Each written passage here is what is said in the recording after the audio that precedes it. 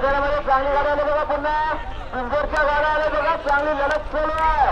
अतिशय सुंदर लढत दोघांमध्ये पाहायला मिळतात. शेतकऱ्यांच्या म्हणजे बैलांवरती जो प्रेम आहे ते आज या खेळामधून दिसून येते. कारण की मुलासारखं सांभाळतात. एखाद्या म्हाताऱ्या झालेल्या वडिलांना देखील आपण जेवढा जीव लावतो तसंच जीव या मुख्या प्राण्यांवरती लावतो. कारण की एक शेतकऱ्यांबद्दल याची नाळ जोडलेली आहे.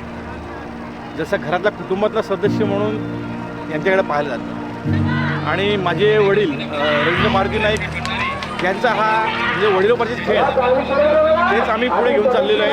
कोंडगावमध्ये आत्तापर्यंत बऱ्याचशा अशा शर्यती होत आहेत, पण शर्यतीमध्ये आता चेंजेस होत चाललेले आहेत. त्याच्यामुळे पहिले बैलांना मारलं जात होतं, पण आता बैलांना कोणत्याही प्रकारची इजा होणार नाही याची दक्षता संघटनेच्या मार्फत होते.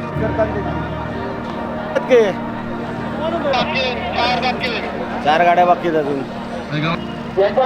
टोटल भेवडी तालुका, परत कल्याण तालुका, पनवेल बिनवेल इकडनं डोंबिवली,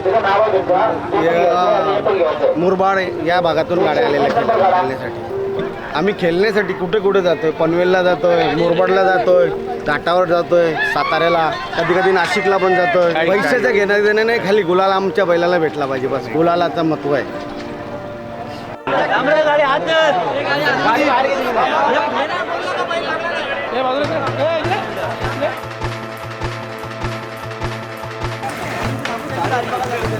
आमचा